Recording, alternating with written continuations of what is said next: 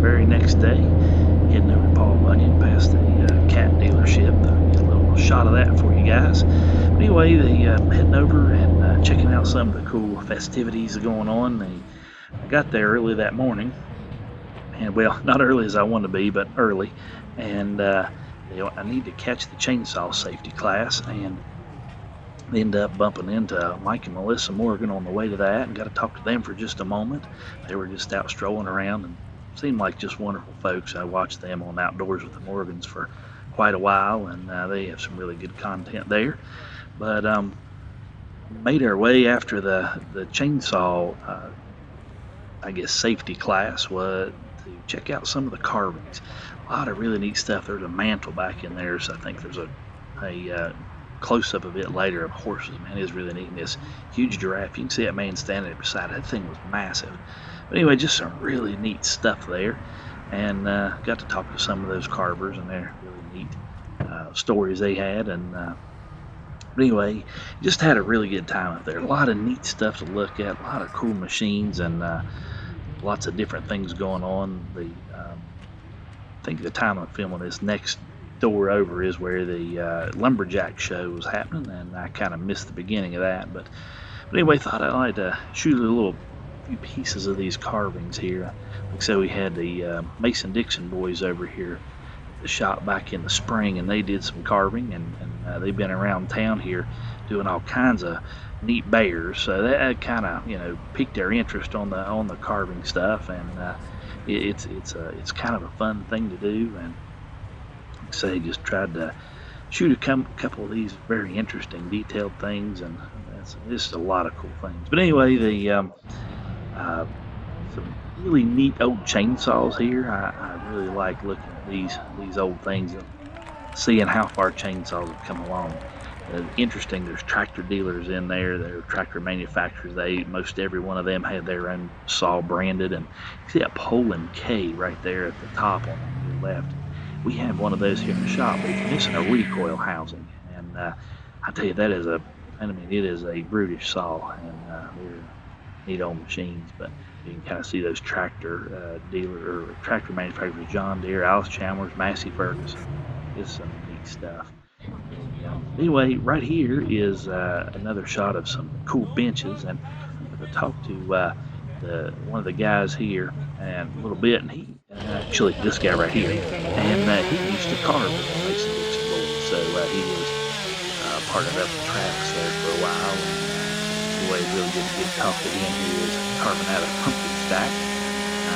Just really neat guy. It's kind of fun to get to check some of that stuff out, and he's doing a good job there.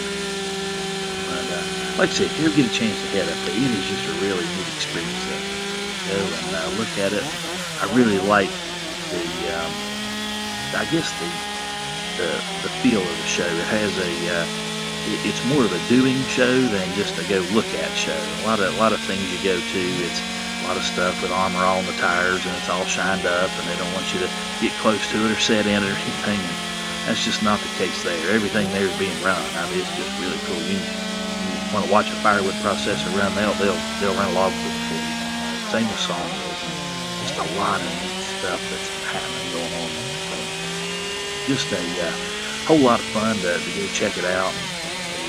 They used to have a sawmill shootout and a wood processor shootout, and I really enjoyed checking those out and watching them run. But for some reason they quit doing that. I really don't know why.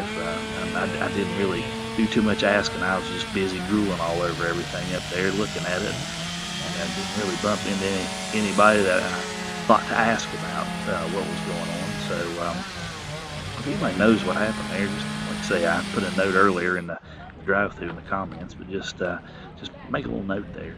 Here is a really neat machine. It is a really wide bandsaw, and for making big slabs and big live edge pieces for tables and stuff. Man, that thing was impressive. It even had a planer on the other end. So this end had a big saw, and the other end had a planer. Now, I just passed this building right there is kind of where that machine was, and past that is kind of where other YouTube folks are set up, and had was able to throw my hand up there to Logger Wade, and of course Mike and Melissa Morgan were there, and I'd spoken to them earlier. But anyway, just trying to let you feel out where everything's at. Now this machine here is very interesting. This was a Yanmar 100, and it was plated very heavily. I kind of showed you a little bit about it in the drive-through last night, but man, I tell you what, that is, I would love to do that to the Bobcat. I don't know if I'll ever get around to it, but man, getting that thing all protected from the elements.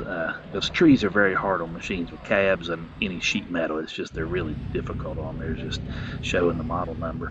But I couldn't find anything on it. All the decals had been changed out. There was that decal there, model number, but couldn't find anything else. So I had to go hunting. But it has a toolbox they've located in the back behind that to protect it. Wonderful idea. They had all their lighting up there protected, and I really like that window screen piece. A friend of mine, his dad was loading logs on a trailer with an excavator, and one of the logs came through the front windshield on him and broke some ribs. He's in pretty bad shape. Very blessed to be alive, but it could have been worse. But here's some neat little iron pieces made to hold up slab wood, and there's some cool slabs. I thought those iron pieces, I like metal and wood's my problem, so it's kind of appealing to me.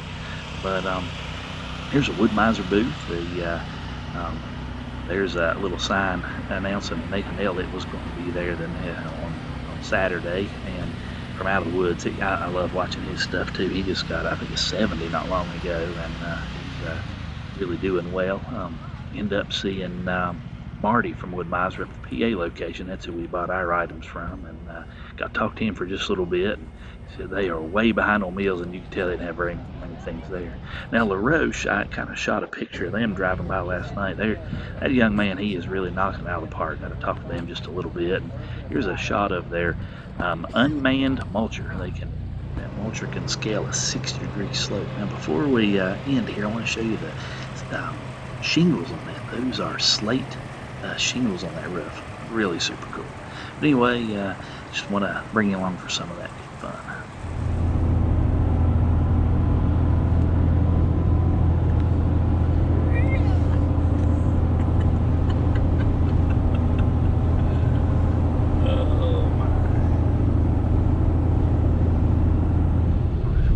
Down the road and noticed this little pumpkin stands there where they do agritourism stuff, so we thought we might shoot a little bit of that for you.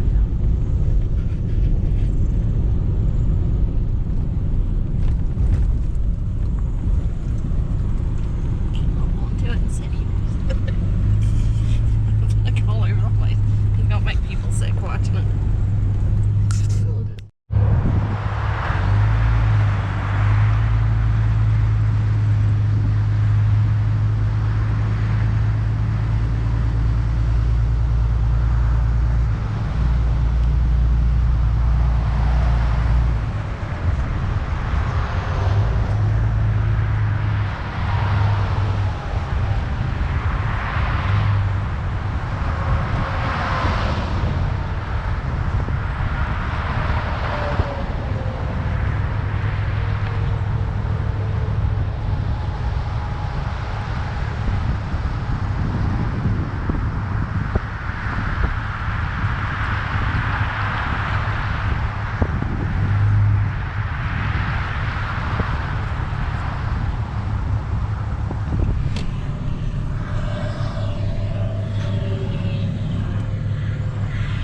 Booming business.